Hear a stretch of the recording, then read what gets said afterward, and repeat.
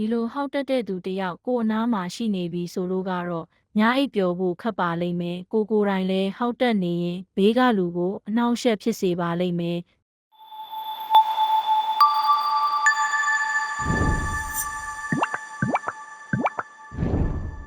တင်အိပ်ရင်ဟောက်တက်ပါသလားဒါလေးတွေစမ်းကြည့်ပါသက်သာပါလိမ့်မယ်အိပ်ရင်ဟောက်တက်တဲ့သူတွေကိုအနားမှာထားမအိပ်ချင်ကြတာလူတိုင်းပါသူကတော့အိမ်မောကြပြီးကိုကတော့သူ့အတန်ကြားပြီးတညလုံးမအိပ်နိုင်ဘဲနဲ့လူးလိမ့်နေရရောဒီလိုဟောက်တက်တဲ့သူတယောက်ကိုအနားမှာရှိနေပြီဆိုလို့ကတော့ညားအိပ်ပျော်ဖို့ခက်ပါလိမ့်မယ်ကိုယ်တိုင်လည်းဟောက်တက်နေရင်ဘေးကလူကိုအနှောင့်အယှက်ဖြစ်စေပါလိမ့်မယ်တင်အိပ်ရင်ဟောက်တက်ပါသလားဒါလေးတွေစမ်းကြည့်ပါဟောက်တာကိုသက်သာစေမဲ့နီလန်းလေးတွေကတော့တကိုးရဲ့အိတ်နေတဲ့ပုံစံကိုပြောင်းပြီးအိတ်ပါ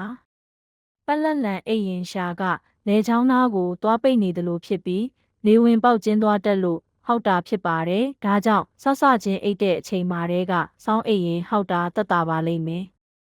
ဒါမှမဟုတ်အိတ်တဲကကိုကြောဘက်မှာဖက်လုံးကိုဒေါင်းလိုက်ခံအိတ်ရင်လဲဘေးကိုစောင်းနေတတ်လို့ဟောက်တာသက်သာပါလိမ့်မယ်နှစ်ကို4ချိန်ရှော့ချပါဝါတဲ့သူတွေဟာပိန်တဲ့သူတွေထက်ဆိုင်ရင်ပိုဟောက်တက်ကြပါတယ်ကို4ချိန်တက်လာလို့လေဘင်းမှာများလာတဲ့အစီတွေကြောင့်လေဝင်ပေါက်ကျင်းသွားပြီးဟောက်တက်ကြပါတယ်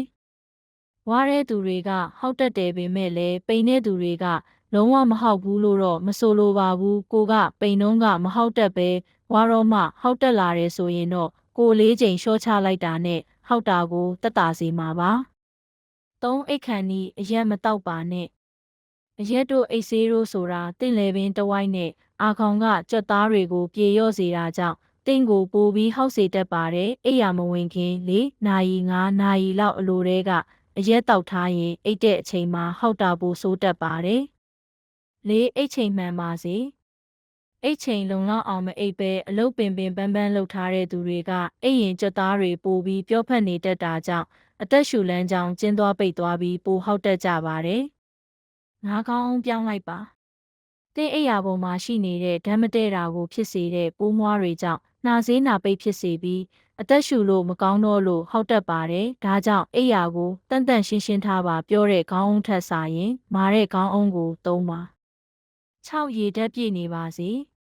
အာခေါင်ချောက်နေတဲ့အခါလေပင်တစ်ဝိုက်ကကြက်သားတွေပိုကတ်နေနိုင်တာကြောင့်လေဝင်ပေါက်ကျင်းသွားပြီးပိုဟောက်တတ်ပါတယ်ဒါကြောင့်ရေဓာတ်ပြည့်ဝအောင်လို့ဟောက်တက်တဲ့အမျိုးသမီးတစ်ယောက်ဟာတစ်နေ့ကိုရေဆဲ1ဖန်ခွက်တောက်တင်ပြီးအမျိုးသားတဦးကတော့ရေဆဲ6ဖန်ခွက်တောက်တင်ပါတယ်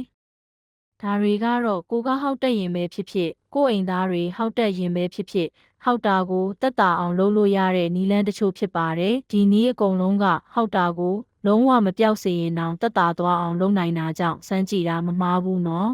။ကျမ်းမာကြပါစေလို့ဆုတောင်းလိုက်ပါတယ်။ကျေးဇူးတင်ပါတယ်ရှင်။